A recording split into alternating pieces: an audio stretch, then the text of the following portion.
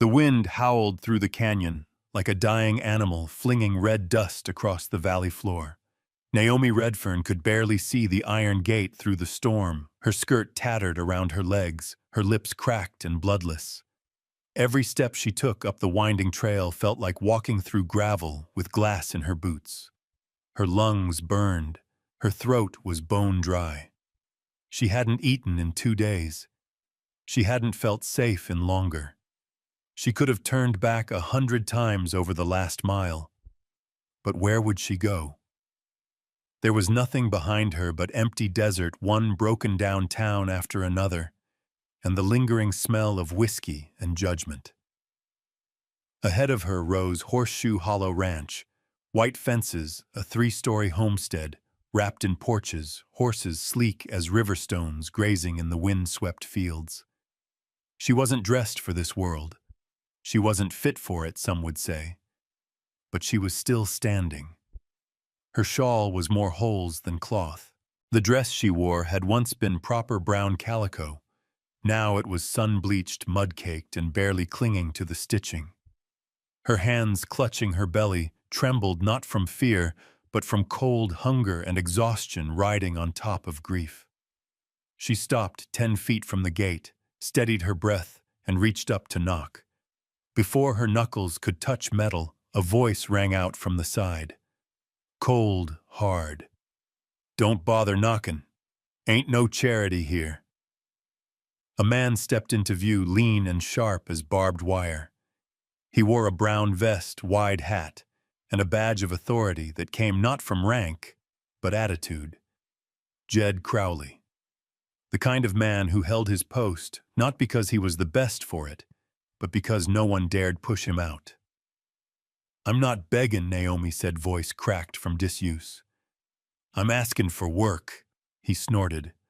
"Work, lady, you look like something the coyotes spit out. Go on back down the road. Ain't no place for ghosts up here." Naomi's jaw clenched. She didn't flinch, didn't plead, just stood there a shadow of herself, but still standing tall. "I can cook, clean, care for children," she said. "You don't need to pay me. Just a roof and food. I'll work from sunup to whatever hour you run dry." Jed crossed his arms. "You think this is some church-run soup house Mr. McKenna don't take in strays. Least of all ones without papers, family, or reason to trust. We've had enough messes under this roof." He spat on the dirt beside her boots. "Last woman who came saying she wanted to help left 2 weeks and stole silverware on her way out. Left them girls crying again. I'm not her." "No," he said. "You're worse. You don't even look like you believe yourself." The gate creaked open behind him. "That's enough, Jed." Both heads turned. A man stood in the shadow of the porch, backlit by morning light sleeves, rolled to the elbows, dark vest, dusty from riding, broad-shouldered, square-jawed, weathered. Silas McKenna. His eyes met Naomi's and held there. They were cold, colorless gray like the sky before a storm, and behind them something darker lived. Not anger, not disgust, but weight. The kind that settled in men who had carried coffins. "She's looking for work," Jed said. "Look at her. She can't even keep her shawl on, let alone run a house." I said that's enough. Jed stepped back, grumbling. Silas came to the gate, studying her the way a man might study a broken fence post, judging if it's worth fixing or better burned. "You got a name?" he asked. "Naomi Redfern." "You got references?" "So, sir." "Family all gone." "What makes you think you can manage my house, Miss Redfern?" "I don't," she said plainly. "But I can try. I can scrub floors, wash linens, mind children. I don't ask for more than food and a cot. I don't steal.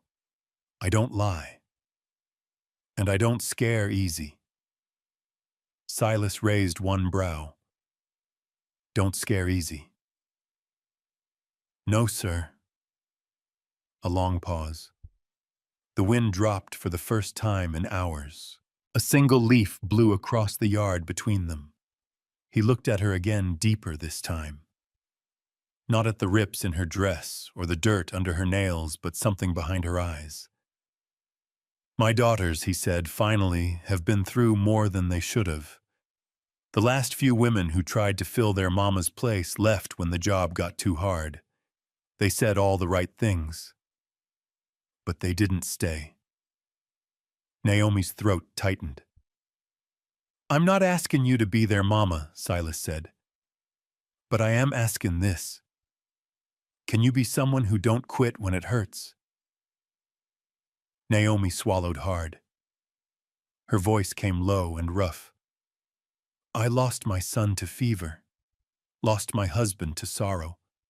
I don't have anything left in this world but a name and two hands that still work. If you give me a corner to sleep and a chance, I'll give those girls every piece of me that's still alive. Another silence. He didn't blink. Finally, Silas said, You're not getting paid. You stay, you earn your place. You lie, steal, or break their hearts, you're gone. No second chances. I understand. One more thing, he added. If you're gonna run, do it now before they start to need you. Naomi met his stare eyes, burning dry. I don't run. He nodded once to Jed. The gate swung open. Naomi stepped through it. Behind her, the wind shifted. The gate clanged shut with a finality that rang like judgment. She didn't look back. The back hallway of the house smelled like lye soap, beeswax, and something old beneath the polished dust that had settled in corners too stubborn to scrub out. Naomi followed Mrs. Hester Bellamy past portraits and tall windows down a narrow corridor that tilted slightly as if the house itself leaned away from where it kept its ghosts. This ain't the family wing, Hester said over her shoulder, voice clipped and dry. Servants stay this side. Quiet out of sight. Naomi said nothing. Her boots mismatched, cracked, thudded soft against the wood floors. You'll be sleeping in the end room. Got a cot basin, chamber pot, and a little window if you're lucky with the wind. When Hester pushed open the door, Naomi half expected a stable stall. Instead, she found something closer to a sanctuary, plain but clean. A narrow bed with a hand-stitched quilt, a chair and a dresser with peeling paint. The little window overlooked the pastures now golden with dusk. A miracle by any measure. I'll bring you water and something to eat, Hester muttered. After that, you're on your own. No one's got time to teach you how to live decent. Naomi stepped inside, hand trailing over the quilt. You said you had a boy, Hester said suddenly, her voice softer, but her face turned away. Naomi froze. I did. Was he your only? Naomi nodded. Elias. He was 2.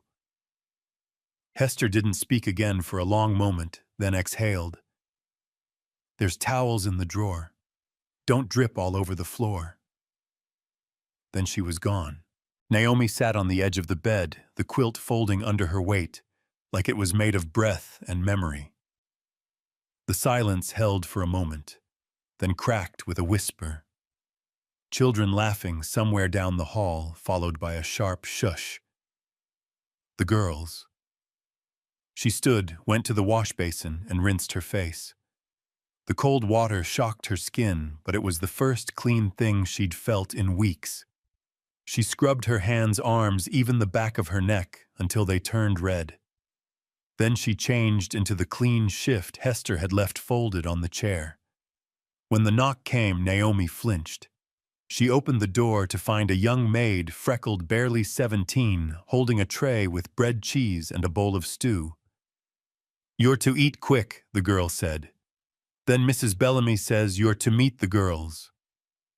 Thank you, Naomi said. The girl hesitated, then added, They're sweet most days. But Clara, she's the older one she don't trust easy, just so you know. The girl disappeared before Naomi could reply. She ate slowly, chewing each bite with the reverence of a prayer. When the bowl was empty, she straightened her hair as best she could, checked her face in the mirror, a woman hollowed but not gone, and stepped into the hallway. The nursery door stood half open. Inside, a voice spoke with the forced patience of someone trying not to scream. Clara, your father said you'd behave. He also said the last one would stay. She lasted 8 days. Naomi stepped into the room. It was warm. Wooden floors, a fireplace gone cold, 2 beds on opposite walls. Books lined the shelves and dolls were arranged in a stiff row like soldiers. By the window sat a girl of 9 with dark braids and sharper eyes than any child had a right to carry. Clara. On the floor, another girl, a soft tangle of blonde curls, hugged a porcelain doll and blinked at Naomi with wonder. I'm Naomi, she said quietly. I'll be helping take care of you. Clara stood slowly, arms crossed tight. We don't need help. Naomi kept her tone even. Maybe, but your father thinks otherwise. Clara's jaw set. He doesn't know everything. Naomi nodded. That's true. A beat of silence passed. Then Clara said, You don't get to promise forever when they've already been lied to enough. Naomi felt the words in her spine. I won't, she said. I'm not here to make promises I can't keep. I'm here to show up. Clara stared like she was trying to memorize Naomi's face in case she needed to hate it later. The younger girl edged forward. I'm Willa. Naomi knelt to her height. Hello, Willa. That's a beautiful doll. This is Annie. She was Mama's. She's breakable. I'll be careful, Naomi said.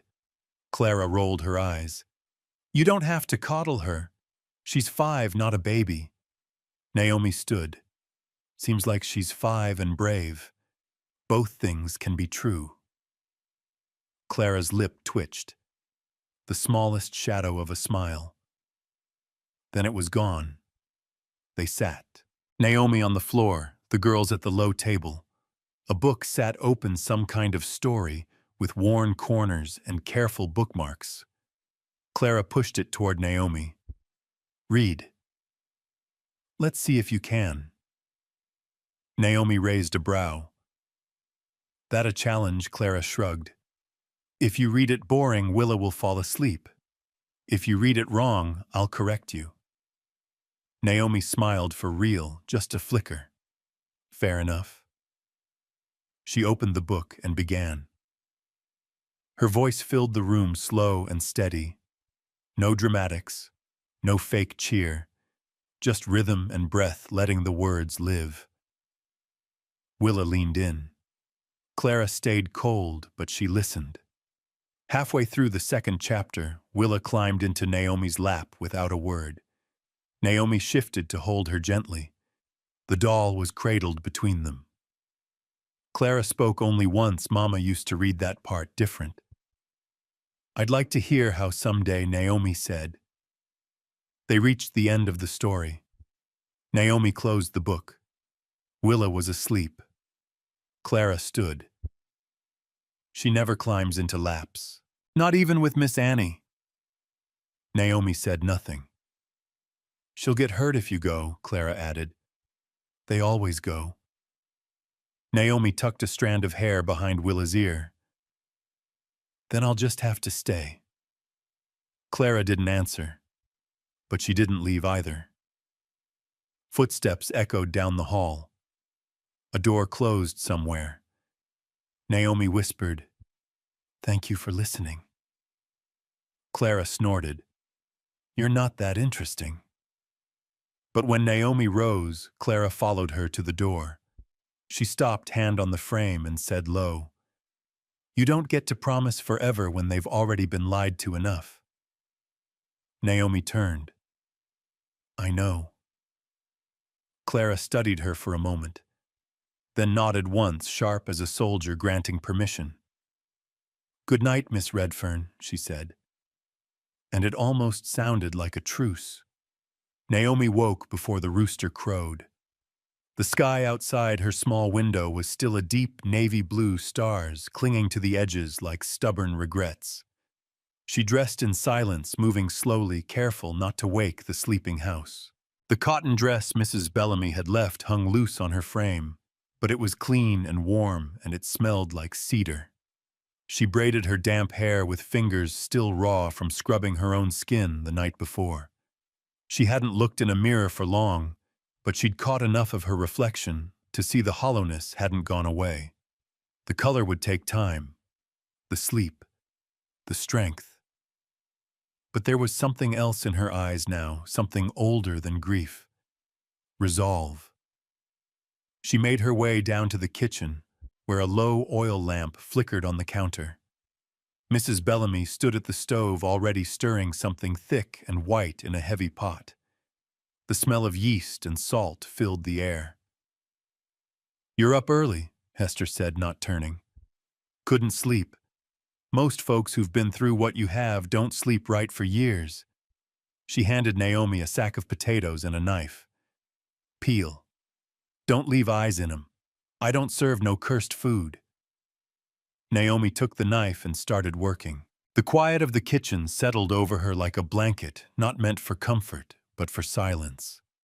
Hester didn't say much else, but Naomi could feel the older woman watching her from time to time, judging not just her hands, but her shoulders, her breath, her rhythm.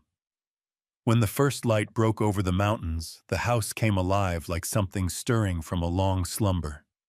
Doors creaked, floorboards groaned. The smell of bacon joined the biscuits in the air. By the time the staff filed in, Jed included with a grunt and a look that said he hadn't changed his mind about her, Naomi had wiped the counter twice, scrubbed a pan that didn't need it, and restacked the dry goods shelf just to keep moving. Overachievin' don't mean belongin', Jed muttered on his way out to the stables. Naomi didn't respond. She just kept kneading dough until her knuckles ached. The girls came down shortly after Mira, looking sharp as a knife, Willa sleepy-eyed and dragging a doll by one arm. Naomi met them in the dining room where the long table sat heavy with food. "Good morning," she said. "Is it?" Mira replied, sliding into her chair like a judge preparing a sentence. Willa just smiled and reached for a biscuit, dropping her doll on the floor. Naomi picked up the doll, brushed her off, and placed her gently in Willa's lap.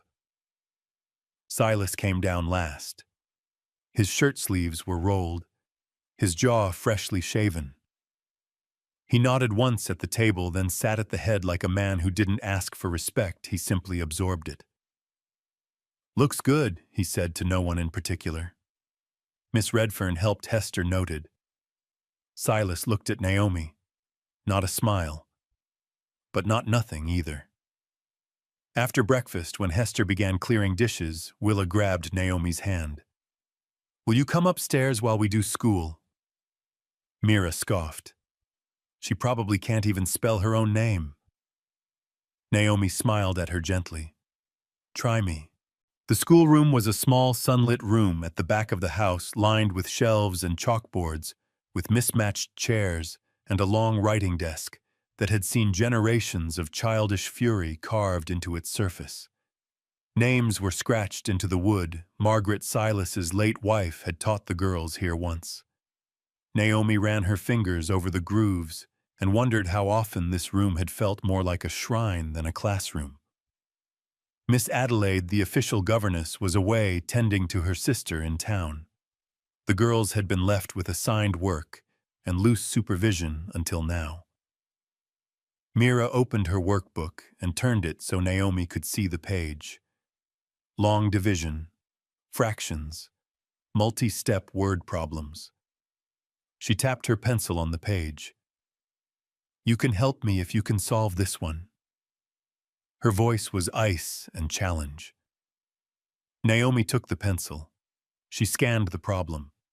It was advanced too hard for most girls Mira's age, but not impossible.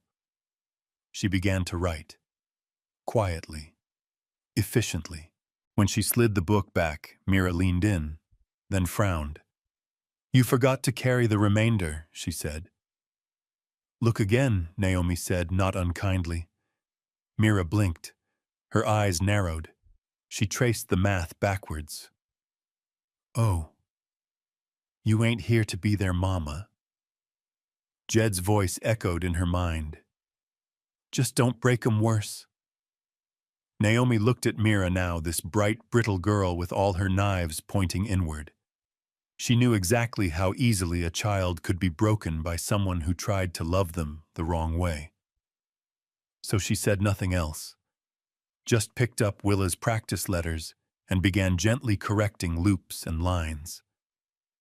By the end of the morning, Mira had accidentally left her book behind on Naomi's chair.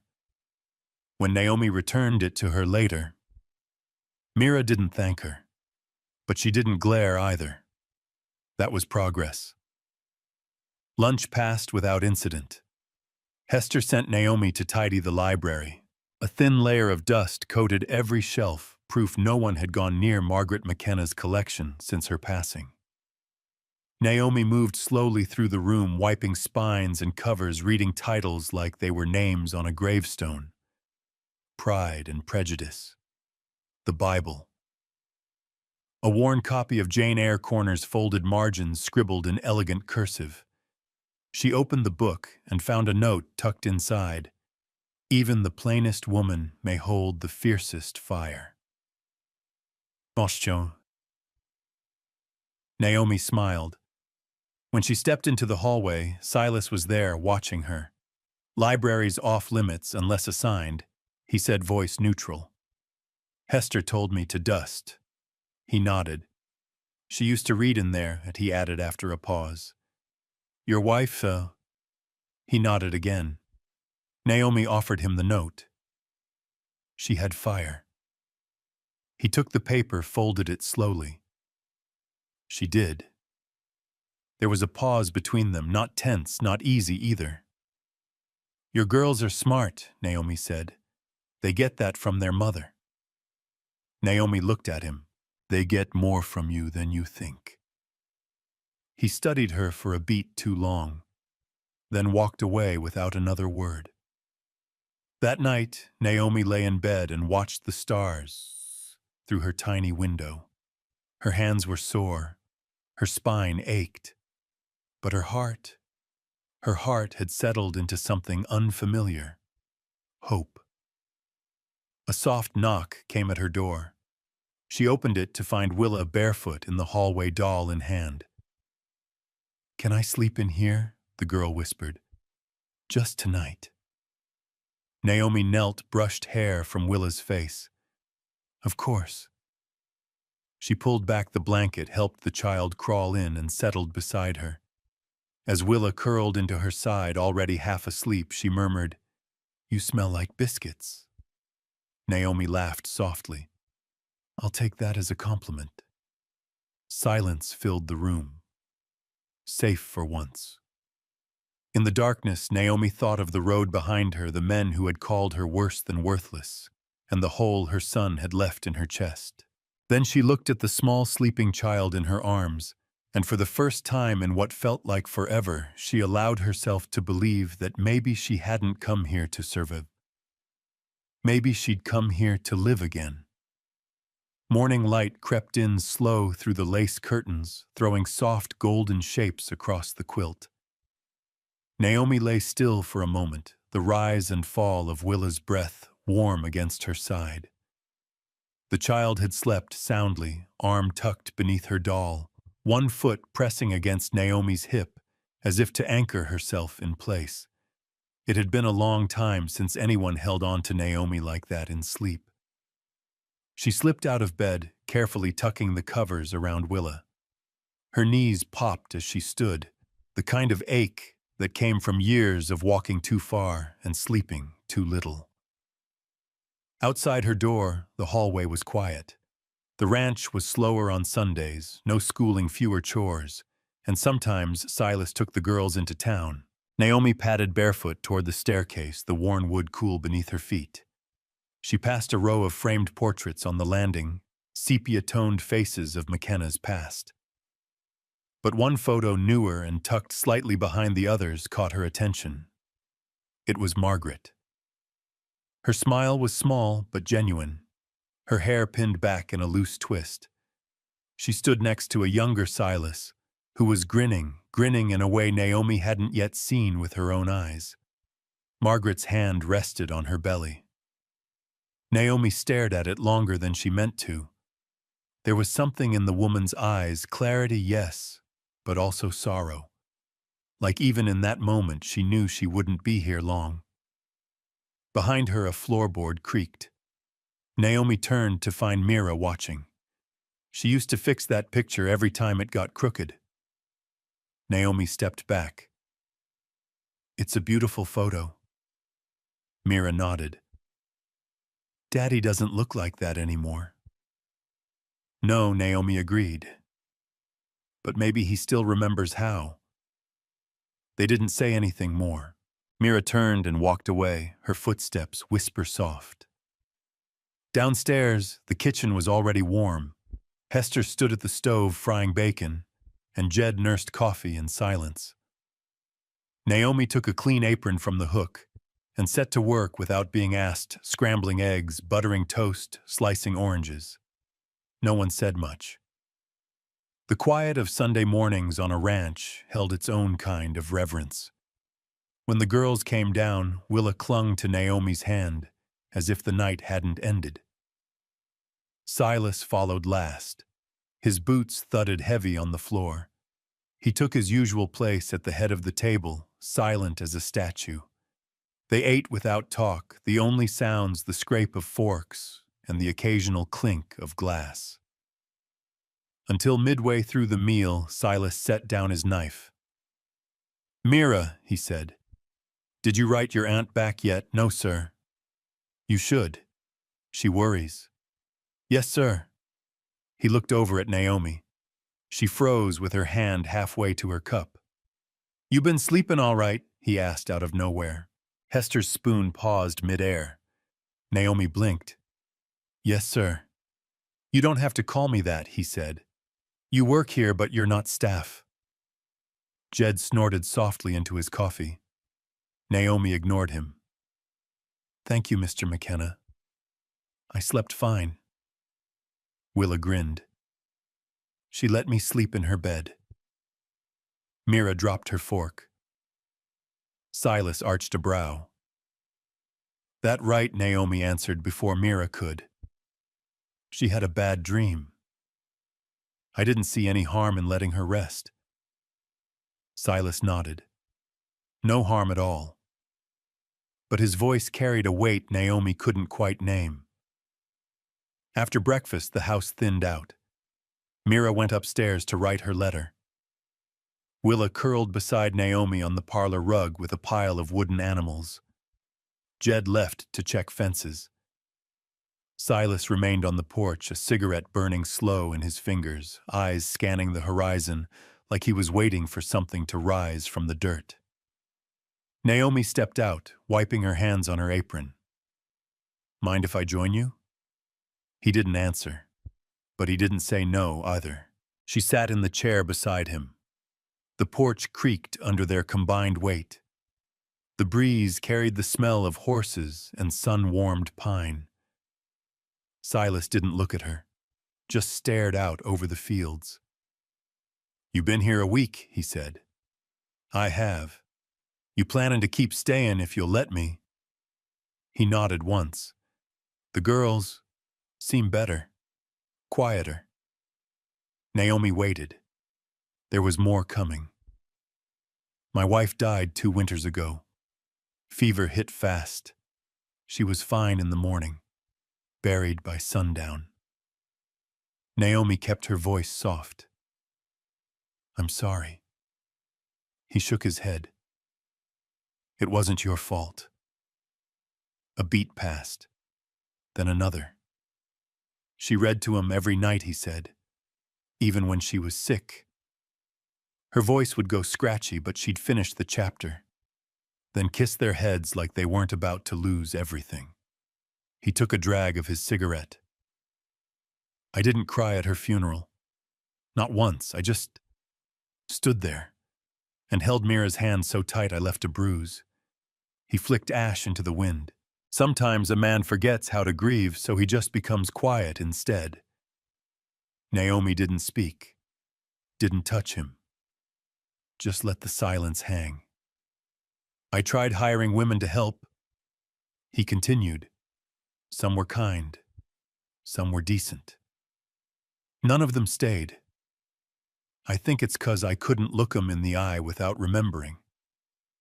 Naomi stared at the field.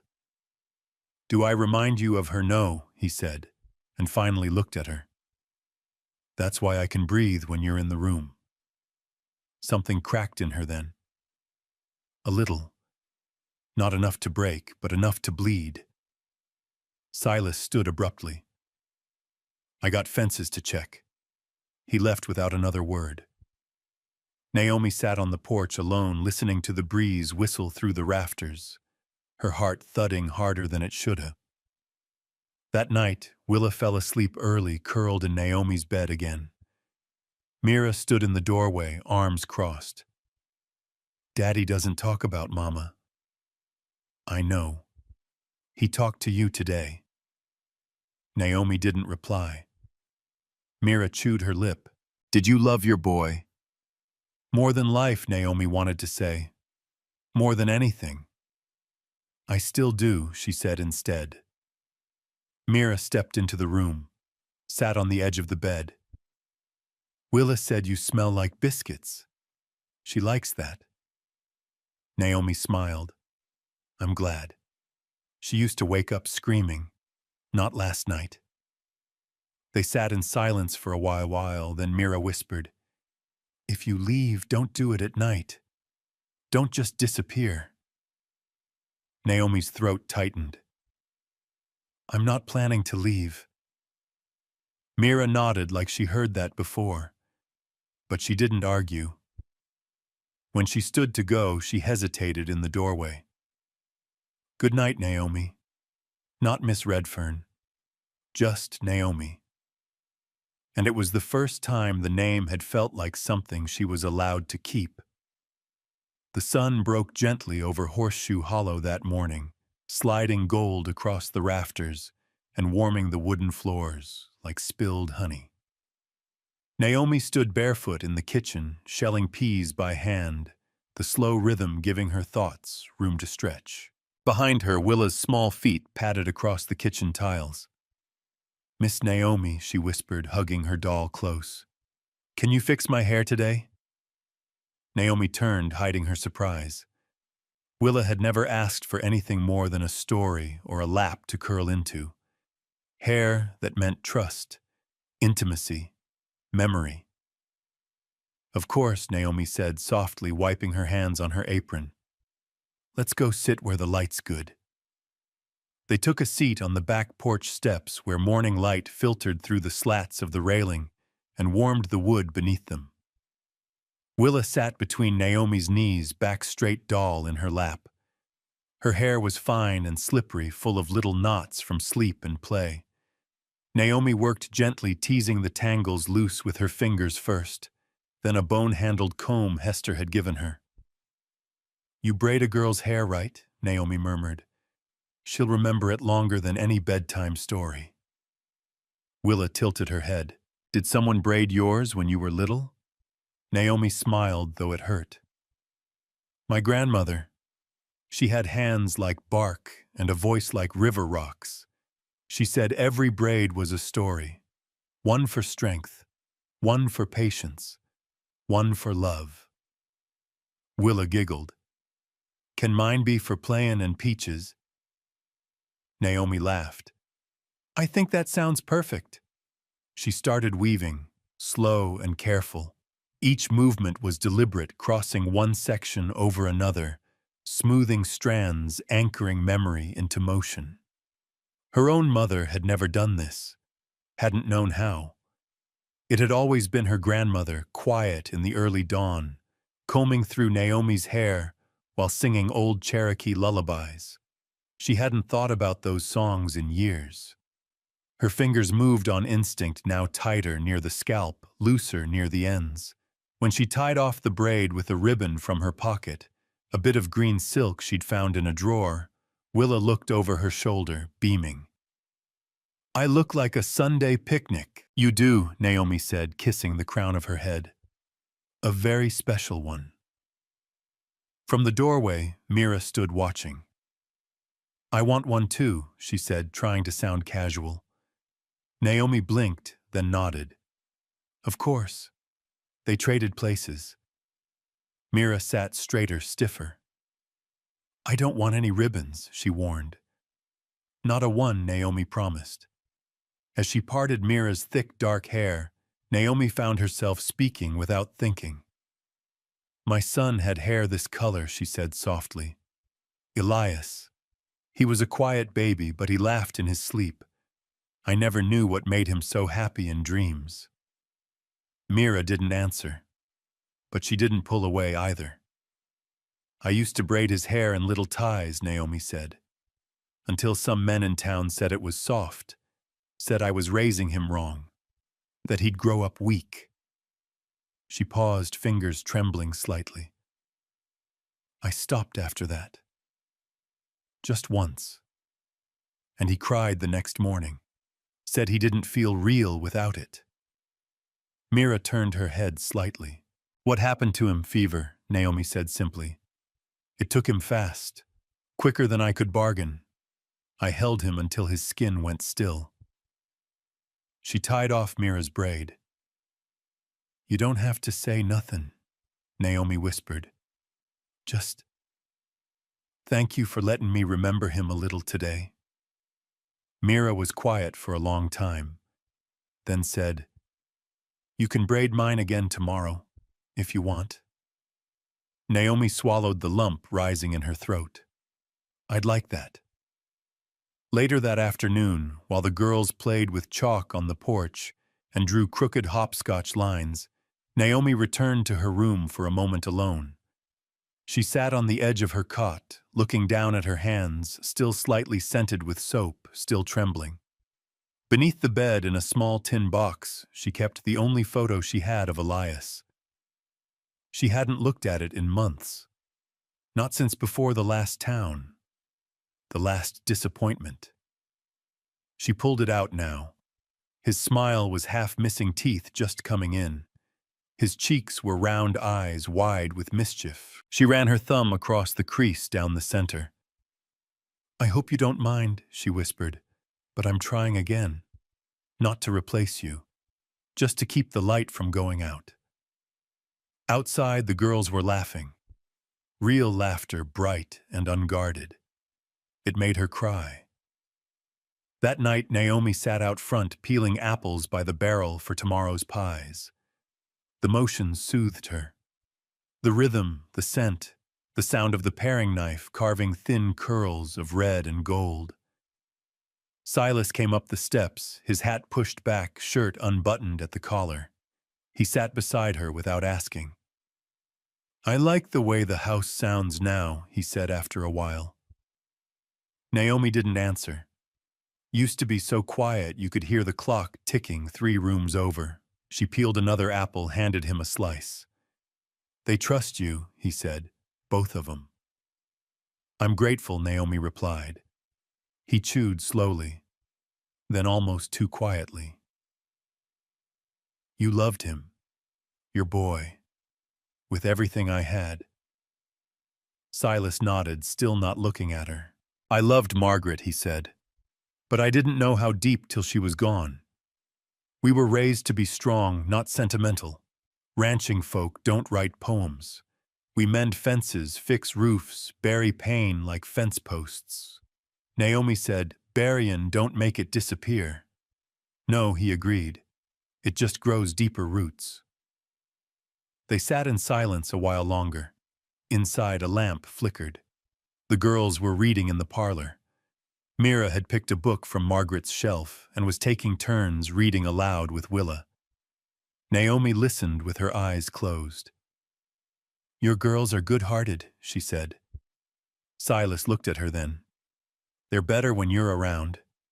She held that gently. Didn't rush to respond. Just nodded. From inside, Mira's voice called out, "Daddy, Miss Naomi." "You want to hear the ending?" Silas stood. "I'll go in. You finish those." Naomi nodded again, wiping her hands on her apron. But as he turned, he paused. "Braids look good on him." Naomi smiled. "Thank you." He stepped back into the house. Naomi sat there, the sky above deepening to twilight apple peels curling at her feet like red ribbons. A breeze stirred, warm and alive.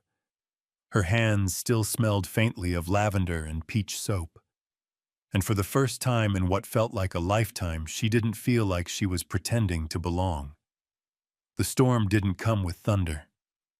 It arrived in silence in the form of a glossy black carriage rolling through the east gate, its wheels whispering over gravel. Naomi watched it from the front porch, a bowl of green beans in her lap, hands paused mid-snap. Dust rose behind the horses, and the ranch dogs, usually loud and territorial, only watched warily. The carriage door opened before it even fully stopped. A slender leg in polished leather boots stepped down, followed by a woman in a tailored traveling suit, the color of fresh snow. Her gloves were cream. Her hat tilted at a precise, calculated angle. Not a speck of dust touched her. Naomi knew her type before a name was ever said. Trouble with perfume on. Hester appeared at her side before Naomi could speak. "That's Annie Kincaid." Naomi glanced sideways. "She's someone important." "Used to be," Hester muttered. "More to Silas than to this place. She's not the kind to drop by without a reason." Naomi stood wiping her hands. "What kind is she? The kind who already knows what she wants and how to get it." From the porch steps, Mira appeared like a ghost, arms crossed watching the carriage with narrowed eyes. Willa clung behind her thumb in mouth. "She's got city perfume," Willa whispered. "Go inside," Mira said. "She don't stay long." "Who is she?" Naomi asked, keeping her tone light. Mira's answer was low and cold. "The reason Mama cried for 3 nights straight." Naomi's stomach tightened. Silas stepped out of the barn then, and the air shifted. He looked up, froze for a half-second, long enough to see it wasn't expected. But then the rancher mask slid into place, expressionless, calm, unreadable. "Annie," he said flatly. She opened her arms as if it were yesterday. "Silas McKenna.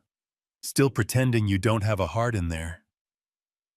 "You weren't invited." She laughed, touching his arm like they were sharing a secret. "You never did like letters. So I thought I'd come myself. I was in Abilene just a ride away. Thought I'd drop in. See the girls. Check on you." "Been a long while." "Too long," he said. But there was no welcome in his tone. Naomi backed into the house, not wanting to eavesdrop further. But Mira stayed rooted on the porch, staring like a soldier watching the enemy approach. Inside, Willa tugged Naomi's apron. "She talks like Daddy owes her something." Naomi knelt. Maybe she thinks he does. "She's not staying right," Naomi didn't answer. At supper, Annie sat at the head of the table beside Silas like she'd never left.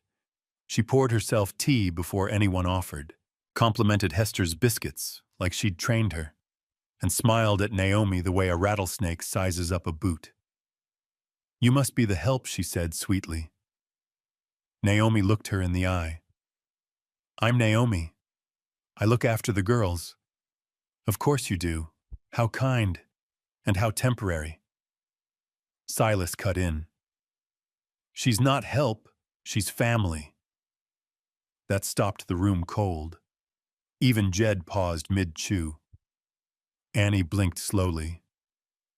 Well, that's generous of you, Silas. You always did pick strays with sad eyes. Naomi said nothing. Let it slide off like rain off metal. Later, while clearing dishes, Hester muttered, "She came once after Margaret passed. Didn't even wait 6 weeks." Silas sent her packin', but not before she walked through the house like she owned it. Naomi nodded. "She's not here to visit." "No," Hester said. "She's here to claim." The next morning, Annie joined them for breakfast in a silk robe, her hair pinned a book untouched beside her plate. She asked about the ranch, as if she still had a say. Mira refused to look at her. Willa hid under the table until Naomi coaxed her out with jam and buttered toast. Afterward, Naomi found Mira sitting alone in the hayloft, arms hugging her knees. "Mind if I sit?" Mira shrugged. Naomi settled beside her in the dust. "You okay?" Mira chewed her lip. "Women like her don't last. They slip in with stories and leave with heartbreak." Naomi tilted her head. "She left you behind once, she left Mama, and then tried to come back like we wouldn't remember." "But we did," Naomi said gently. "You're not wrong to worry." Mira's voice dropped. "She thinks she can make Daddy forget." "Do you think he will?" Mira's jaw clenched. "Not if you remind him who stayed." That stuck. Later that day, Naomi caught Annie walking the fence line with Silas. Her hand brushed his sleeve. Her laugh floated too loud over the pasture. He didn't push her away, but his face was unreadable. Naomi looked away. That evening, Silas came to the kitchen after supper, leaning in the doorway while Naomi washed up. "She'll be gone soon," he said quietly. "I didn't ask. She's not part of this place. Not anymore." Naomi kept scrubbing. "Does she know that—" He hesitated. "She thinks she's owed something. From years ago, and—" "Are you?" he said. Then slower, "But I wasn't always the man I am now." Naomi turned. "None of us were." He didn't move. Just stood there watching her like she was more than a woman with soap on her hands and tension in her shoulders. Then he said, almost too soft to hear, "I don't want her here." Naomi dried her hands. "Then tell her." He looked away. The next day, Annie tried to take Willa for a walk. Willa refused. Mira blocked the door. "She's not family," Mira said. "Your father says otherwise." "He doesn't say anything," Mira spat. Naomi stepped in before it could turn uglier. "Maybe now's not the time for outings." Annie's smile chilled the air. "I see. So you speak for the household now, I speak for the girls," Naomi said firm. "And they're not comfortable." Annie leaned in, voice low. "You're just another woman playing house until the wind changes. Don't confuse convenience for commitment." Naomi didn't flinch. "I've buried a child, lost a home, walked miles for a name I still wear. I don't play at anything. And I sure as hell don't scare easy." Their eyes locked. Annie blinked first. She left that afternoon. Didn't say goodbye. Didn't leave a note. Just gone. At dinner, Mira ate her potatoes in peace. Silas caught Naomi's eye across the table.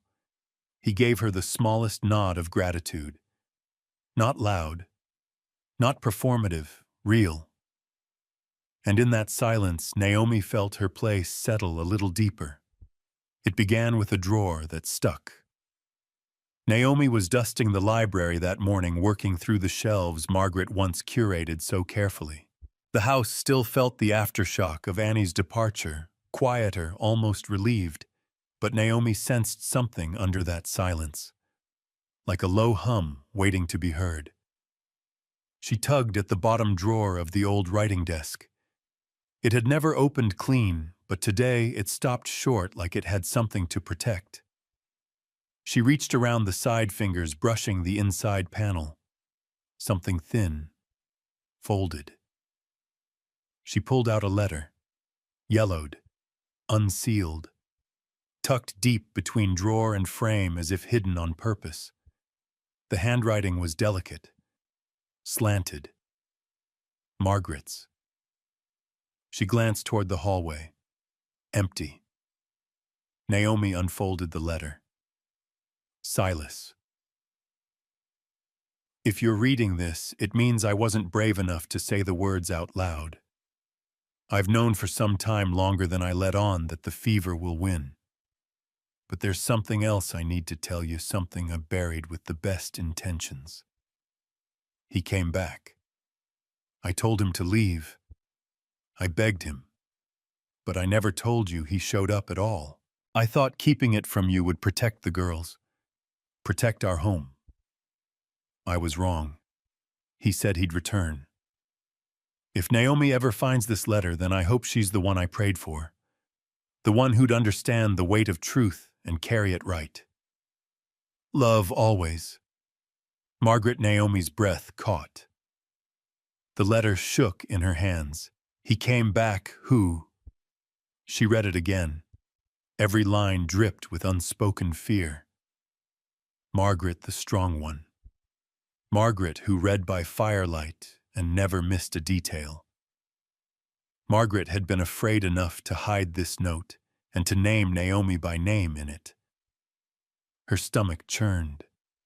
She folded the letter back, slowly slid it into her apron pocket, and sat down hard on the stool beside the window.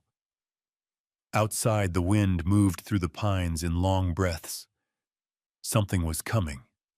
She could feel it. That night, after the girls had gone to bed and the lanterns had been turned low, Naomi sat across from Silas at the kitchen table. He was rubbing his temples, a cup of whiskey half full in front of him. She waited until he looked at her. Then she laid the letter on the table. He didn't touch it at first, just stared. Then, with shaking fingers, he picked it up and read. Once, twice. When he looked up, there was more in his eyes than surprise. There was guilt. Why didn't you tell me? She asked, voice low. Because I didn't know. He ran a hand through his hair. She never said a word. But you knew someone had come around. He nodded slowly. There was a stranger once, 2 summers before she died. Rode close to the fence line. Jed and I ran him off. But I didn't think it was more than some drifter. Naomi leaned in. She wrote that he promised to come back. I figured if he meant trouble, it would have come by now. Maybe it still will. Silas sat back in his chair. The room felt colder somehow. Not everything buried stays quiet, Naomi said, her voice almost a whisper. He nodded slowly. No, it doesn't. They locked the windows that night. The next morning, Naomi kept one eye on the horizon. The girls sensed the shift in air. Mira grew more protective, hovering around Willa without admitting she was scared. Even the dogs stayed closer to the house, ears, pinned eyes tracking movement that hadn't come yet. That afternoon, Naomi walked the property with Jed. He didn't say much, but when she asked if he remembered the man who came before, he paused. Tall, wore a brown coat, didn't make eye contact, left without a word. Nothing else. Jed hesitated. Had a scar. Right here. He traced from cheekbone to jaw. Didn't like how he looked at the house, like it was already his. Naomi swallowed hard. Why didn't anyone follow up? Didn't see him again. We figured he was just passing through. She shook her head. Margaret didn't think so. No, Jed said. But Margaret saw what others missed. That night, Naomi pulled the Bible off Margaret's shelf. She thumbed through the pages gently, hoping maybe for more. Tucked in the Psalms was a pressed flower. Between Corinthians and Galatians, a photograph, a younger Silas and Margaret, with baby Mira smiling beneath a cedar tree. Naomi closed the book, holding it like something sacred. Then she heard it. A horse. Not from the barn, not from the fields, from the road. She ran to the front porch. Silas was already there, rifle across his lap, Jed beside him. The girls were inside, peeking from the parlor curtain. A lone rider crested the hill, silhouetted against the setting sun. Naomi couldn't see his face, but she could feel the wrong in her bones. He didn't stop at the gate, just slowed his horse and looked, long and slow, then turned and rode back the way he came. Could be anyone, Jed muttered. Could be him, Naomi said. Silas said nothing, just stood. When the man was gone, Silas turned to Naomi. He's testing the edge. Then we hold the line, she said. He nodded. That night, Naomi tucked the girls in tighter than usual. Will he come back? Mira whispered. Naomi met her eyes. If he does, we'll be ready.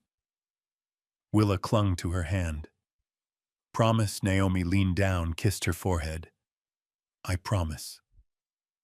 After they fell asleep, Naomi sat by the window with Margaret's Bible in her lap, the letter folded beside her. She didn't know who the man was, but he knew where the house was, and now he knew someone was watching back. The morning came sharp and dry, the kind of wind that snapped laundry from the line and made the horses restless in the barn. Naomi woke with the letter still under her pillow, the words of Margaret pressing against her like an echo from another world. At breakfast, Mira stirred her porridge without eating. Willa clung tighter than usual. Even Jed looked off toward the hills more than his plate. Silas hadn't spoken a word since they'd spotted the rider. Something heavy rode his shoulders, guilt or memory, Naomi couldn't tell. When the meal ended, Naomi waited until the girls went outside to play hopscotch in the dirt. Then she turned to Silas. I found tracks by the north fence. He looked up sharply. Fresh. This morning. Same horse from last night, I'm sure of it. Long stride. One chipped hoof. Jed stood from the table. That far in means he ain't just watching. He's planning. Naomi met Silas's eyes. You know who it is, don't you? He rubbed his temples, jaw tense. I've got an idea, he said finally. Naomi crossed her arms. Then you'd best stop hiding it. The girls live here too. He nodded slowly and sat back down, his voice low. His name's Fletcher Cade. Years back I bought a piece of land near here, rough, full of stones. But I saw what it could be. He didn't. So you beat him to it, I paid fair. Through the law. He didn't see it that way. Thought it should have been his by blood or by grit. He came around after Margaret died. Tried to talk me into selling, said the ranch'd swallow me whole without her. And when you said no, he promised he'd take something eventually. Land, stock, or family. Naomi's skin went cold. Why didn't you tell the sheriff? Silas stood pacing now. Because the sheriff plays cards with Cade every other Thursday. Jed nodded grimly. Town's too small for enemies with badges. Naomi leaned against the sink, arms braced. So what now? Silas looked at her, the lines around his eyes drawn deep. Now we stay ready. We walk the fence, we keep the girls close. And we don't blink. That afternoon, Naomi taught Mira how to sharpen a knife. You keep the angle steady, she said, not too steep. Let the steel do the work. Mira nodded, hands careful. Why are we learning this? She asked, not looking up. Because there's strength in knowing how to keep something sharp. Naomi paused, then added, and because I don't ever want you feeling helpless in your own home. The girl looked up at that. Something flickered in her eyes. Respect. That night, Silas patrolled the boundary.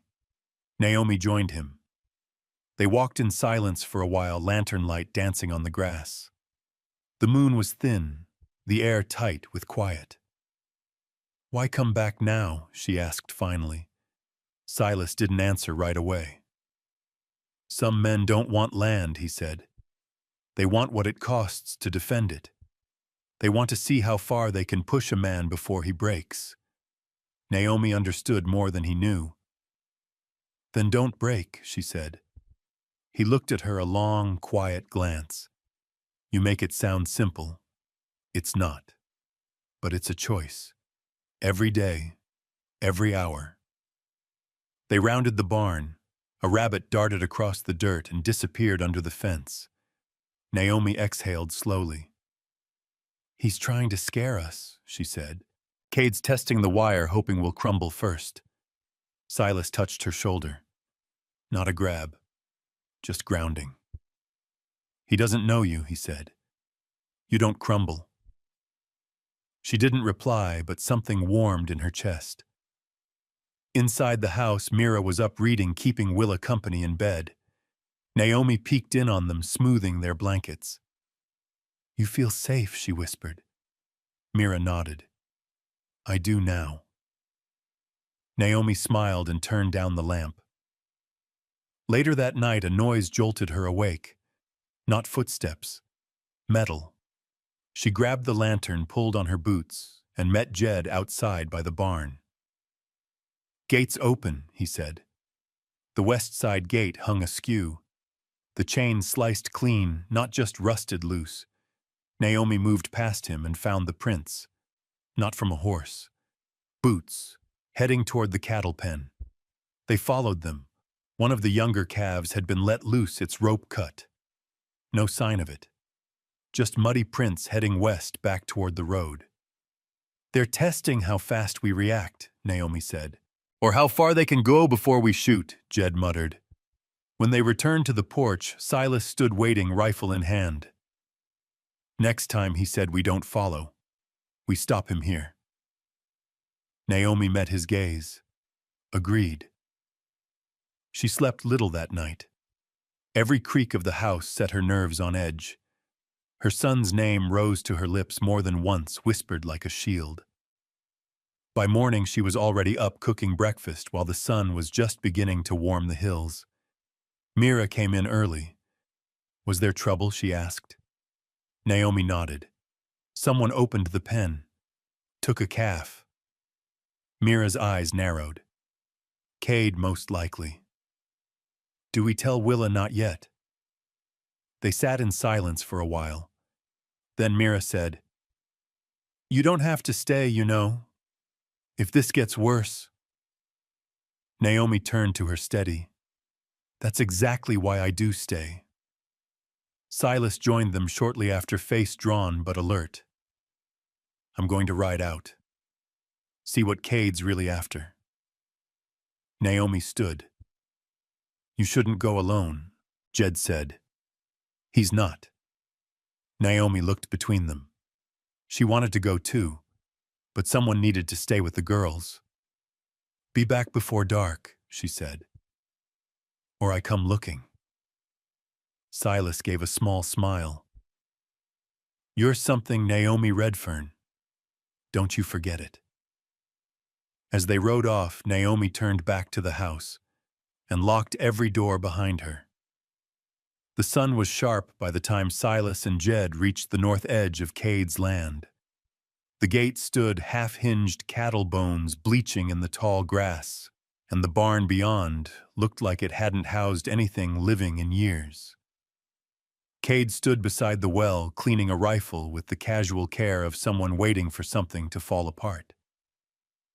Didn't expect a visit, he said, not looking up. Silas dismounted, hand near his belt. You've been circling my land. Cade's eyes lifted slowly. Your land, I seem to recall, at once had my father's initials burned into every post. You lost it fair. I didn't lose it. You outbid me. Jed stepped beside Silas. What do you want? Cade. Cade smiled thin and sharp. I want what I was owed. And now I've got leverage. He tossed a folded paper onto a nearby stump. Silas didn't pick it up. What is that A court record? From Kansas. Back when your new housekeeper went by the name Lorna Hale. Silas blinked. What are you talking about? She was on trial, Cade said. Accessory to theft. Her husband ran cons from Oklahoma to Wichita, used her to bait rich men, posed as his sister or wife depending on the mark. They caught him. She walked free. Lucky her. Jed took a step forward. You got no proof, I've got the docket, and enough witnesses to make your ranch a headline. Silas's jaw tensed. Why come at her? Because people like Naomi Redfern don't just show up clean. They show up hiding something. And I figured if I couldn't beat you with force, I'd beat you with fear. Silas stared at him, voice low and cold. She's not what you think. She's exactly what I think, Cade said. A woman running from her own past, desperate enough to crawl into any life that'll have her. Silas stepped forward. If you so much as come near my girls again, Cade held up a hand. Relax. I don't need to. I'll just ride into town, drop off a copy at the post office. Maybe the school board. Or the church bulletin. Let the whispers do the work. You bastard. Cade smiled. A secret's just a slow-burning fuse. And someone always lights it. Jed pulled his revolver half out of the holster. You light it, and you won't have time to run. Silas raised a hand. Not here. Cade leaned back against the well. Clock's ticking. You've got a day to get her off your land. Or I go public. Silas didn't blink. You ride up my fence again, you'll wish you never left that courthouse. They turned and rode out. By the time they returned to Horseshoe Hollow, the sun had started to dip, and Naomi was on the porch with Mira and Willa shelling beans and listening to Willa hum a crooked tune. She looked up as the horses crested the hill. Something in Silas's eyes gave it away. Later, when the girls were tucked in, Naomi met him in the library, the same place she'd found Margaret's letter. He didn't sit. He held out the paper. She read it in silence. When she finished, she said, So he found it. Silas nodded. Why didn't you tell me? I didn't know it still followed me. The case was dropped. Charges dismissed. I was never convicted. But you were involved. Naomi looked up, eyes steady. I was 19. My husband was slick, charming, and dangerous in ways I didn't understand until too late. He used me, Silas. And when I tried to leave, he threatened to kill my son. Silas said nothing. She continued, voice even but sharp with pain. I stayed because I thought Elias needed both parents. I stayed until he didn't wake up one morning. Then I left and never looked back. He sat finally. She folded her hands in her lap. I've never taken $1 that wasn't mine. Never lied to you. I've cooked every meal, rocked every nightmare out of Willa's bones, taught Mira how to stitch a wound and sharpen a blade. You think I came all this way just to ruin it? No, he said quietly. She blinked. I think you came all this way to survive it. Silas looked up, eyes dark and burning. And I won't let him use that against you. Naomi's voice broke. You believe me, I don't need to believe, he said. I know who you are. She looked away, tears rising too fast. We have to tell the girls. No, he said. Not yet. They deserve their peace. Let me deal with Cade first. Naomi nodded slowly, but something in her gut twisted. The next morning, Silas rode into town, the paper tucked in his vest. He found Cade drinking coffee at the general store, like he was waiting for a stagecoach to history. Silas slammed the paper on the table. I'm not sending her away. Cade raised a brow. Then I'll make sure the town knows who's raising your daughters. Silas leaned in. You ever think maybe the town won't care? Cade scoffed. Everyone cares when the pitchforks come out. Silas pulled a small leather-bound notebook from his coat. Then here's mine. Cade frowned. This ledger's from your father's land sale, Silas said. Every unpaid tax, every bribe, every unpaid worker. It's enough to make the county look at your inheritance sideways. You wouldn't. Silas stood. I already have. He left Cade frozen. Back at the ranch, Naomi waited on the porch. She didn't speak as Silas dismounted. He didn't smile. But he sat beside her and took her hand. For the first time since she arrived, she didn't feel like a guest. She felt like a co-defender of something real. Inside, Mira read aloud, while Willa built a fort from sofa cushions. And outside, Naomi whispered to the wind, let him come. Because now she had something worth fighting for. The wind carried a different weight that morning. It wasn't loud. It didn't shake the windows or tear at the porch screens. But it whispered through the cottonwoods like it knew secrets, like it was trying to stir something buried deep. Naomi stood at the fence, a pair of leather gloves in her hand, watching the fields stretch open and endless. The weight of the letter, Cade's threats, and Silas's quiet defense had not left her shoulders. But something had shifted. A silence had cracked. And once it breaks, it can't be unbroken. Behind her, the screen door creaked open. You were crying last night, Mira said. Not a question, a statement. Naomi turned eyes soft. Did I wake you? Mira shook her head. I heard Daddy talking to you. About a man named Cade. About Kansas. Naomi looked down, thumb grazing the seam of her glove. Was it true? What he said? Naomi let the silence stretch, but not too long. She turned, crouching to Mira's height. When I was young, I made choices. Some out of fear. Some because I didn't know better, and some because I was trying to protect someone I loved. The boy Elias, Naomi nodded. He was my son, and I didn't always know how to keep him safe. But I tried. Every day. I still try. Mira looked at her eyes, too old for her age. People in town might say things, Naomi said. They might repeat stories they don't understand. But you have the right to know from me. Mira crossed her arms. Why didn't you tell us sooner? Naomi answered honestly. Because the truth doesn't break people. The silence around it does. And I didn't want you to carry the weight of my past. The girl was quiet for a moment. Is that why you braid our hair like stories? Naomi smiled.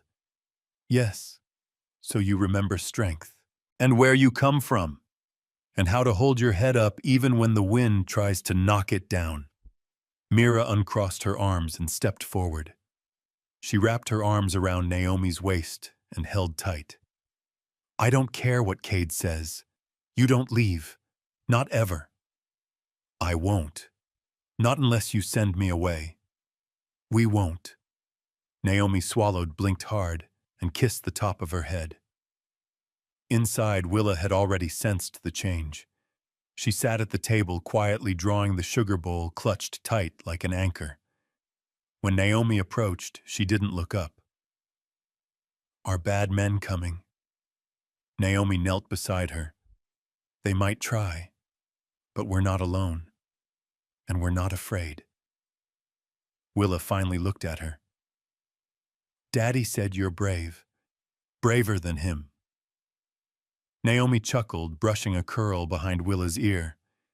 "We all get scared, but being brave means doing the right thing even when we are." Willa nodded solemnly. "Okay, then I'll be brave too." That afternoon, Naomi stood in the barn oiling the hinges on the back doors. Hester approached a rifle tucked under one arm. "Thought you might want this nearby," she said. Naomi took it, examining the weight. "How long have you known—" "Long enough," Hester replied. "I've seen a lot of women run. Not many stop to raise someone else's kids. That's what made me look harder. And you still let me stay. You love them. And you've never once looked at this place like it was owed to you. That's rare. Cade can rot in the pit he came from." Naomi set the rifle aside. "It might get harder. I'm not going anywhere. Neither are you." As twilight neared, Jed returned from town, dust on his boots and worry in his jaw. "Cade's been talking, stirring whispers at the saloon. Says he's riding up tomorrow. Says he's bringing friends." Silas's mouth drew tight. "So we stop whispering too. Naomi, you talk to the girls. Jed and I will walk the fence again. Set extra wire." Naomi nodded. That night she sat with the girls by lantern light. Told them about her life before, without painting it too dark, but not covering the shadows either. She told them about Elias, his laugh, his dreams, about Kansas, about pain, and about starting over. She ended with one truth. "I came here with nothing, but now I have everything I need, and I won't let anyone take it." Mira held Willa's hand. "We're not afraid," she said. "That's because we have each other," Naomi replied. And in the silence that followed, even the wind seemed to listen. The knock came at sunrise. 3 raps, sharp, purposeful. Naomi was already awake. She'd been sitting at the edge of her bed with Margaret's Bible in her lap, the spine worn a scrap of cloth still marking psalms. She didn't flinch at the sound. She set the book down, stood, and reached for the rifle propped beside the door. Silas was already at the threshold when she stepped into the hall. Jed stood behind him, shoulders squared. Hester hovered near the stairs, eyes narrowed. Naomi glanced toward the parlor. Mira and Willa were still asleep. She exhaled and stepped up beside Silas. Another knock. This time slower. Silas opened the door. Cade stood with 2 men at his side. One tall and narrow eyes like dried-out wells. The other broad with a twitching jaw, fists already clenched. Morning light cut across the porch, painting them in red-gold anger. "You've had your fun," Cade said, "but it's time to hand her over." Silas didn't move. "She's not livestock, Cade. She doesn't belong to anyone." Cade smiled, but it was a bitter, rusted thing. "She's a criminal. And I'm here with men who know the law, even if the sheriff's too yellow to act." Naomi stepped forward, rifle resting across her arms. "If you know the law, then you know I was never convicted. And even if I had been, this isn't Kansas. You've got no authority here." The twitchy one took a step, but the click of Hester's shotgun behind the doorframe made him freeze. "I'd think twice," she said. Cade's smile dropped. "You're making a mistake. Protecting her means risking everything. Your land, your kids, your name." Silas answered without looking away. "Then it's a risk I'll take." Cade stepped back. "I'll be back. With papers. And more men." "Bring God himself," Naomi said. "This house doesn't scare easy." They turned, rode off. The porch fell into silence. Jed rubbed the back of his neck. "He's gonna twist the town against us." "Let him try," Naomi said. But later that afternoon, when Silas rode into town to restock supplies, he returned with more than feed and salt. "They're talking," he said, dropping the saddlebag on the kitchen floor. "Whispers in the store, eyes in the saloon. People who used to smile won't meet my eye." "They believe him," Naomi said flatly. "Some do. Some are just afraid of the noise. Cade's good at making fear look like truth." Naomi looked out the window, the fields gold and endless. "Then we show them what truth looks like." That night she baked 3 pies filled with the last of the blackberries Hester had picked. She sent Mira with one to the preacher's wife. Willa walked the second to the old schoolteacher who lived alone. And Naomi delivered the third herself to the doctor's widow, who'd barely spoken since her husband passed. She didn't say a word about Cade. She just smiled, listened, and left warmth where there'd been cold. It wasn't a strategy. It was a reminder. The next Sunday, Naomi dressed in her cleanest skirt and sat beside the girls in the third pew, with Silas on one side and Hester on the other. Heads turned, some eyes narrowed, others widened with something like shame.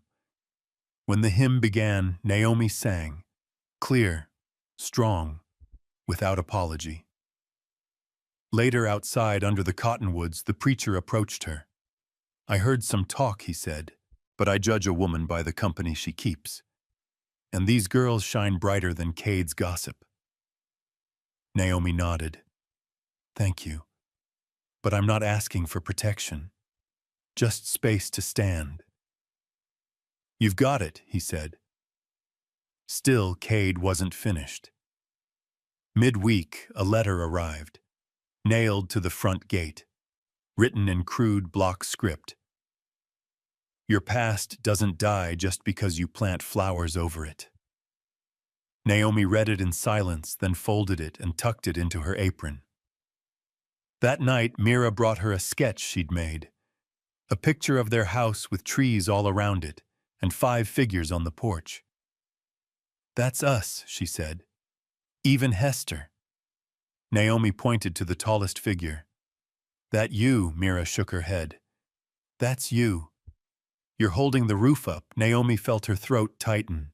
She hugged Mira, holding her long. After the girls were asleep, she stepped outside where Silas stood watching the stars. "He won't stop," she said. "Neither will we." She leaned into him. "What if they come at night? What if they set fire?" Silas turned to her, voice like gravel. "Then we meet fire with stone.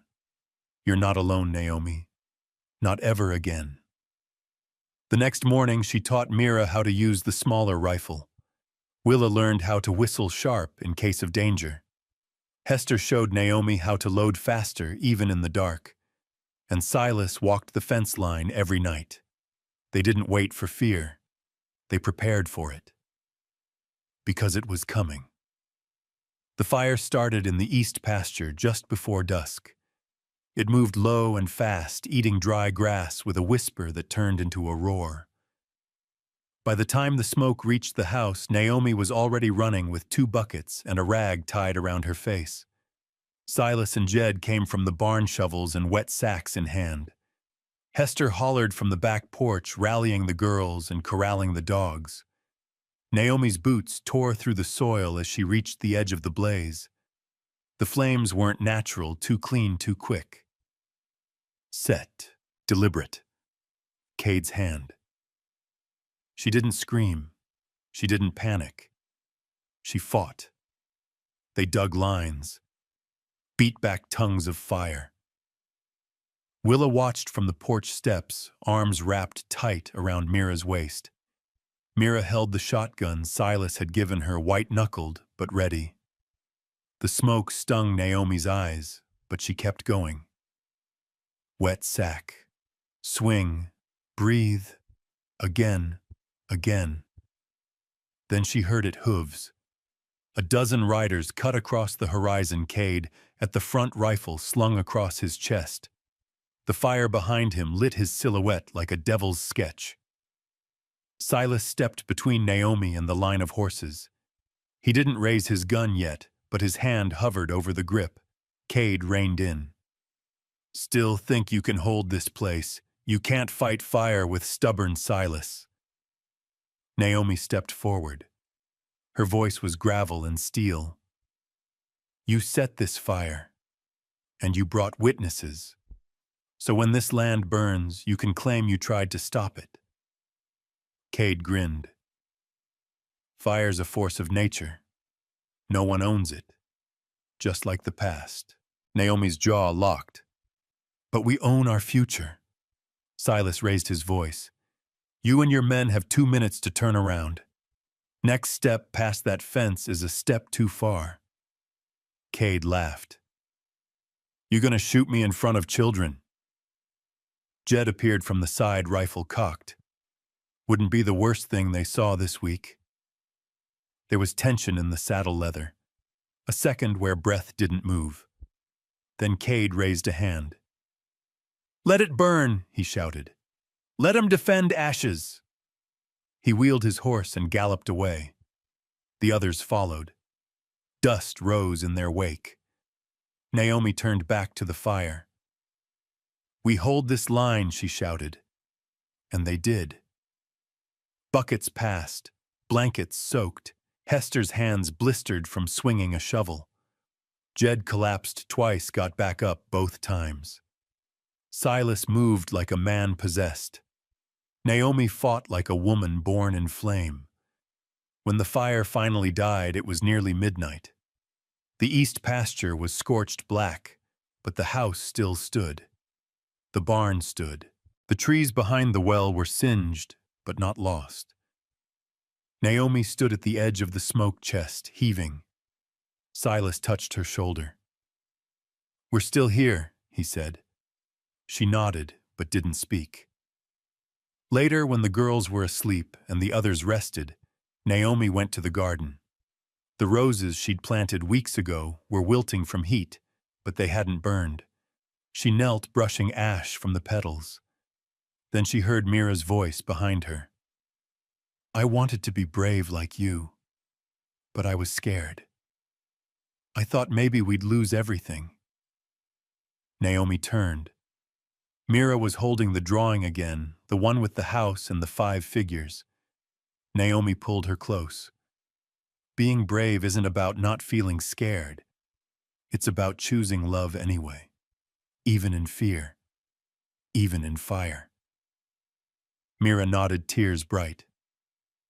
We still have us. Naomi whispered, that's the part no one can burn. The next day, the town woke to news of the fire and how it had been stopped. Word spread that Cade had ridden out just before it started. Rumors bloomed. Naomi didn't go to town that day. She didn't have to. By evening, 3 neighbors rode in, each bringing something nails grain one with a foal that needed a home. No words about the past. Just action. As Silas nailed a new board to the east fence, Naomi stood beside him. What if he comes back? Silas wiped sweat from his brow. Then we remind him of what Silas looked her dead in the eyes, that he might own fear. But we own this fight. She let the silence hold that. And in her mind, Naomi lit a new fire, the kind that warmed, not destroyed. Because from here on, she wasn't running, she was rising. Naomi heard the wagon before she saw it. Wood wheels crunching over gravel, a slow grind, like something old and reluctant, being dragged back to life. The sky hung heavy with gray that morning, and the scent of scorched earth still clung to the air from the fire days before. But this sound, the wheels, The weight meant something different. She stepped off the porch and stood in the dirt yard, arms crossed under her shawl. Silas emerged from the barn, wiping his hands with a rag, his brows already drawn. The wagon rounded the bend, and Naomi's breath hitched. A boy. He looked 17, maybe 18. Slouched posture boots, too big for his frame hair, the same deep chestnut shade as her own. A rough coat, thin arms, eyes, those eyes wide with defiance, hurt, and recognition all at once. Elias. She took a step forward before she realized she was moving. The wagon stopped. He jumped down without a word, clutching a worn canvas bag. His jaw worked like there were too many words inside and none knew how to get out. "I wasn't sure if you were still here," he muttered. Naomi blinked hard. "I am." Silas stayed back, watching silent. Elias kicked at the dirt. "Cade said you ran off. Said you left me." Naomi stepped closer. "I never stopped looking." "He lied to you." "I never stopped." Elias's shoulders shook. He didn't cry, not exactly, but something broke loose in him. He stepped into her arms like a storm rolling into harbor. "You're here," he whispered into her neck. "You're real." She held him. "I always was." Later they sat on the porch, tea between them, Silas giving them space while Mira and Willa peeked through the window like barn cats. "You've grown," Naomi said. Elias snorted. "Not enough. Not in the right ways." She looked at the bruises on his knuckles, the scar near his eyebrow, the limp he tried to hide. "What happened?"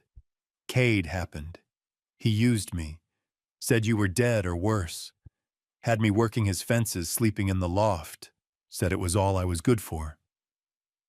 "And what changed?" Elias met her eyes. "I heard someone say you were still breathing fire out here.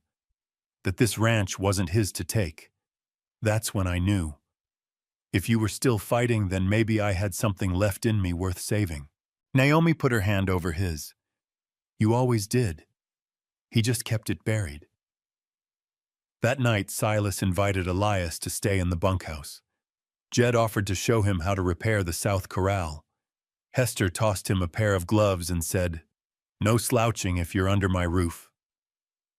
By the end of the week, Elias was eating at the table like he'd always belonged there. But peace was short-lived. A letter came official this time. From a judge in Abilene, a summons. Cade was pressing charges for harboring a fugitive and endangering property. Naomi read it, folded it, and set it down with a calmness she didn't feel. Silas stared at her. "We fight it. I'll ride to town, talk to the sheriff myself." Naomi shook her head. "This is what he wants. To drag me into court, to force me to choose my name or this family." "Then we don't play by his rules," Silas said. "We make our own." That night, Naomi sat under the stars with Elias beside her. The girls had gone to bed. Hester and Jed were inside. "You know what Cade's trying to do, right?" she asked him. Elias nodded. "He wants to break you. He thinks I'll leave, that I'll run." Elias looked at her, then eyes burning. "Are you going to?" Naomi's voice didn't waver. "No, I won't run anymore. And neither will you." He let out a slow breath. "Then what do we do?" She tilted her face to the sky. "We speak. Out loud. In public. I'll tell the whole damn town what he did. Not just to me. To you. To everyone." Elias was silent a long while. "You really think they'll listen?" Naomi's answer came like a drumbeat. "I'm not asking permission. I'm telling the truth."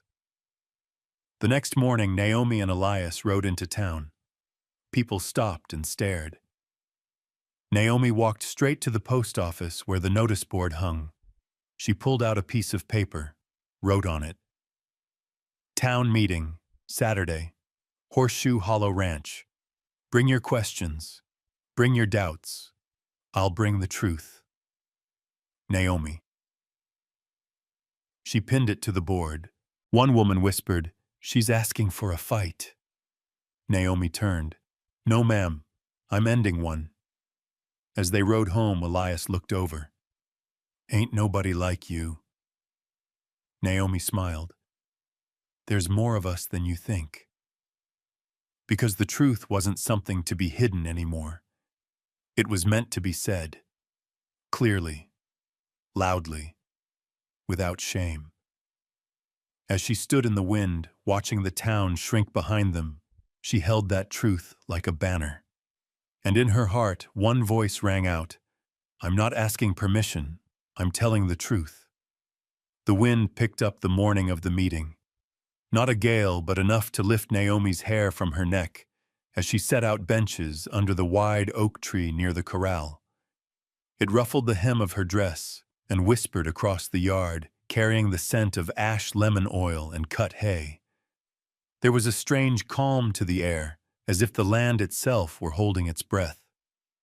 Hester and Jed brought out lemonade jugs sweating in the sun and cloths to hang for shade. Willa and Mira arranged chairs in 2 imperfect rows, their faces drawn with both excitement and worry. Elias swept the porch with more focus than necessary, and Silas worked the last nail into the porch rail with such force that it split the wood slightly. By noon, dust clouds kicked up from the old trail, signaling the start of something none of them could quite name. The first wagon belonged to old Mr. Dugan from the feed store. Then came the Cartwright brothers from the North Range, their sleeves rolled, expressions tight. A schoolteacher arrived next with her niece in tow, then 2 widows, a preacher from the next county, and Mrs. Abernathy, who hadn't left her parlor since her husband died last winter. By sundown, nearly 50 people filled the clearing. Some came with folding stools, some on horseback, some with babies on their hips. All came with curiosity and questions. Naomi stood before them in her plain gray dress, her hair braided and pinned back, her hands folded around a sheet of paper she never looked down at. Her voice was quiet at first, but it caught the wind and carried clear across the yard. "I asked you here because I owe you the truth," she said, "and because silence helps the wrong people. And I've been silent too long." People shifted in their seats. The preacher leaned forward. The Cartwrights exchanged glances. Naomi began. She spoke of Cade, how he courted her when she was young, how he wrapped control in the language of love, how he took her child, told lies that spread like wildfire, made her a ghost in her own story. She described the bruises that didn't show the years locked away the forged papers, and the nights she whispered her son's name into darkness. "I ran because I had to," she said, voice shaking now. "I stayed away because I thought it would protect him. But the truth is, he never stopped hunting me. And he's still trying to take everything I have." She glanced at Elias, who stood at the edge of the crowd, fists balled, jaw clenched. He stepped forward, shoulders square. "He lied to me," Elias said loud enough for even the back row to hear. "Told me my mother abandoned me. Said she was dead. But she wasn't. She was surviving. And when she found me, she didn't ask questions. She just opened her arms." A hush swept the crowd. Then the schoolteacher raised her hand. "I taught Elias once," she said. "Smartest boy I ever had. I always wondered why he disappeared." Old Mr. Dugan added, "Boy came into my shop last week, asked for fencing rope. Told me it was to help a calf that got stuck in the brush. Had manners better than most grown men. That don't come from nowhere." A widow stood. "Cade offered me double price for my land this spring. Said it'd go to Naomi eventually, but made it real clear she'd never return. One by one, people spoke. They didn't all say they believed her, but something shifted. Naomi could feel it less like a wave, more like earth turning beneath their boots. Heads nodded, arms uncrossed. Voices rose not in judgment, but in shared memory. They remembered Cade's temper, the way he'd take without asking, how he always seemed to win. Naomi stood taller. "You don't have to believe me," she said, "but you'll know what I've lived. And if this town chooses him over the truth, at least you'll know what you're choosing." When the meeting broke up, people lingered. Some offered baked goods.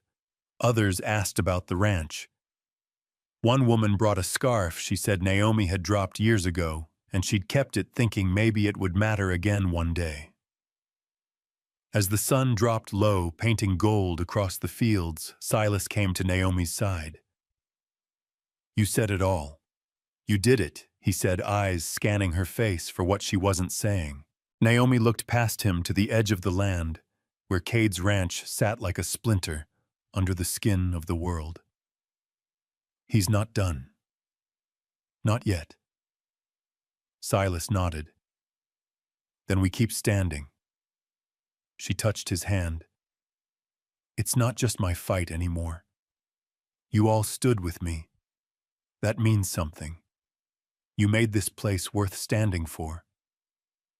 That night, Naomi walked out alone to the pasture. The grass was long, the crickets loud. The horses stood still under the moonlight, swishing their tails and stamping occasionally, as if sensing the tension in the air. She leaned against the fence and looked up at the stars. Behind her came a familiar shuffle. Elias. He leaned next to her, silent for a long time. "I was scared you'd send me away," he said. Naomi turned. "Why?" "Because I'm not just your son. I'm also the proof of everything you lost." Naomi put a hand on his shoulder. "You're the reason I found it again." He swallowed hard. "You know he's coming." "I do." "You ready?" Naomi looked at the sky. The stars were sharp tonight, like they'd been watching everything and finally decided to pay attention. "I'm not afraid of him anymore." Elias leaned against her. "You were never afraid. You were surviving." "You think that's different, yeah. Surviving means you still believed in something, means you had a reason." Naomi smiled. "You. I lived for you." "I know, and now we both live for this. For all of it." The wind picked up again. The same wind that had once carried smoke now carried strength. Naomi felt it in her bones. She'd spoken. She'd been heard. And for the first time in years, she didn't feel like she had to hold her breath. The war wasn't over. Cade would come. But this time she wouldn't stand alone.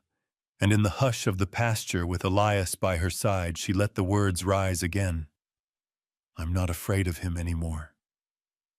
The knock on the door came just after sunrise. 3 heavy raps measured unhurried like a man who already owned the answer to the question he hadn't asked yet. Naomi was halfway through her morning coffee, staring out the window at the pasture, when Silas entered the kitchen, his face tight. "He's here." She set the mug down without a word and walked to the porch. Cade stood below the steps, his boots freshly shined hat, cocked just enough to make his arrogance plain. Behind him were 2 deputies she didn't recognize, young, uncertain eyes darting more than a lawman's ought to. "You made quite the show," Naomi Cade said, voice smooth and biting. "Heard the whole town came crawling to hear you cry." "I told the truth," she replied, and they listened. Cade chuckled, slow and cold. "They'll forget. They always do. And the law doesn't work on feelings. You're harboring stolen property." Elias stepped out, then barefoot hair, a mess sleep still clinging to his shoulders. But he stood tall. "I ain't your property," he said. "I'm my mother's son, and I've got her fight in me." Cade turned his eyes narrow. "You really think you can rewrite what's been written, boy?" Elias stepped down to face him. "You wrote lies. We're just telling the truth." One of the deputies cleared his throat, eyes flicking between Cade and Naomi. "Mr. Caldwell, maybe we should—" "You were sent to escort a fugitive," Cade snapped. "Not take notes." Silas stepped between them. "You've made your threats. Now get off this land." Naomi didn't blink. "We'll see you in court, if you've got the courage to show up." Cade's smile vanished. He turned on his heel and stalked back to his horse. The deputies followed one of them, looking back with something like shame in his eyes. When they were gone, Naomi let out a long breath. Her hand trembled slightly as she reached for the porch rail. "He's desperate," she said. "That makes him dangerous." Elias's jaw was tight. "So are we." The next week moved like a storm, with no thunder, fast, dark, and pressing from all sides. Naomi wrote her affidavit with Silas's help. Jed gathered witness statements. Hester cooked for visitors who came to offer support, some timid, some bold. Word spread. Stories once whispered became louder. Cade's name lost its weight in some places, grew heavier in others. Then came the fire. It started in the southern field. Jed saw it first, smoke curling into the sky like a signal of war. They rushed with buckets and shovels, the girls carrying water, Silas shouting orders. Elias and Naomi ran side by side, eyes stinging, throats burning. They managed to contain it before it reached the barn, but acres were lost. Fence lines charred, feed ruined. That night, Naomi sat in the kitchen, her hands blistered, her arms streaked with ash. Elias leaned against the counter, a damp cloth pressed to his cheek, where a spark had kissed him. "You think it was him?" he asked. "I know it was," she said. "But we can't prove it." Silas walked in then with the sheriff, Tom Wyatt, an older man with sharp eyes and a reputation for fairness. "I heard what happened," he said, removing his hat. "If you're ready to talk official, I'm ready to listen." Naomi nodded. "I am." She told him everything again, this time for the record. Elias filled in the gaps. Silas handed over the paperwork. The sheriff's face stayed hard as stone, but his voice when he spoke had steel in it. "If even half of this holds, he's done." Naomi met his eyes. "It all holds." 2 days later, word came. The judge agreed to hear the case. Not just about custody or identity, but about fraud, abuse, arson, and perjury. Cade Caldwell was being brought in on all of it. The morning of the hearing, the ranch was silent. Naomi dressed in black, not for mourning, but for power. Her hair pinned her shoulders square. Elias walked beside her into the courthouse, hand steady on her back. Inside, the room was packed. The townsfolk who once whispered now watched openly. Cade sat with a lawyer 2 seats over his face, pale but proud. Naomi took the stand first. Her voice didn't crack. She told the court her truth as she had told the town. She named dates, scars, memories. She spoke of the fire, of the beatings, of the lies. And when she finished, no one clapped. No one cheered. But no one looked away. Elias followed. He spoke slower, eyes fixed on the judge. "I believed him for a long time," he said. "But I always wondered why I couldn't remember my mom's face. Now I do, because it's here. And I'm not his anymore. I'm hers, I always was." Cade was called up last. He tried to paint Naomi as unstable, claimed she ran off in the night, abandoned her family, accused her of manipulation, of theft. of hysteria. But his voice lacked conviction, and the judge saw it. That evening the ruling came. Custody restored. Charges approved. Restraining order issued. Ownership of the hollow officially named in Naomi's title. It was done. Back at the ranch, they sat on the porch in silence. Then Elias laughed. Just once, loud and free. "I ain't his property," he said again. "I'm my mother's son, and I've got her fight in me." Naomi pulled him close. "You've got more than that," she said. "You've got her love." The wind rolled across the land, and for the first time in a long time, it carried no weight. Just peace, no, and the promise of what came next. The first rains of spring arrived 2 weeks after the hearing. Soft at first, like a blessing. The kind of rain that made the porch roof sing and turned dust into something rich again. The kind that whispered to roots buried deep beneath soil, "It's safe now. You can grow." Naomi sat on the edge of the porch with a mug of coffee that had gone cold, watching the drops trail down the railing. The hollow looked different now. Not because the land had changed, but because she had. There were still repairs to finish.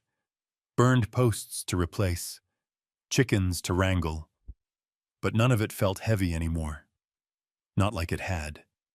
Inside, Mira and Willa bickered gently over who got to set the table.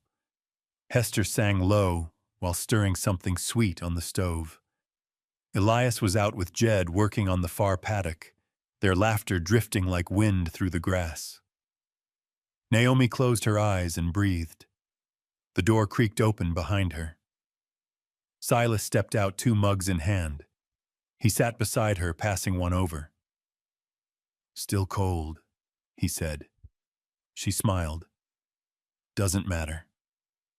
They sat in silence for a time, watching the rain fall in long, thoughtful lines. "How's it feel?" he asked eventually. She considered the question. "Like I exhaled for the first time in 10 years. Silas looked toward the pasture. "You built something strong here. Not just the land.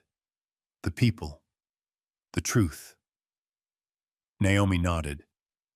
"But it wasn't just me. They helped me find it. All of them, even the ones who didn't believe at first."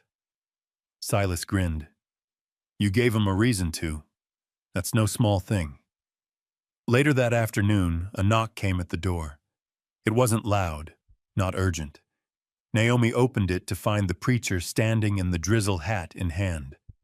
"Ma'am," he said, "the congregation would be honored if you and your family joined us this Sunday. Not for spectacle, just for welcome." Naomi felt something warm settle in her chest. Not relief, something older, like a circle closing. "We'd be glad to, thank you." The preacher tipped his hat and walked back toward town, the rain easing as he went. That Sunday, the hollow rode together in one wagon. Elias sat beside Naomi, Mira on her lap. Willa braided Hester's hair in the back.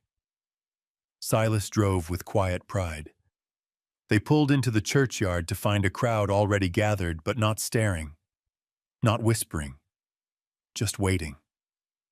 Inside, Naomi didn't sit in the back. She took a pew near the front, where sunlight pooled like gold across the floorboards.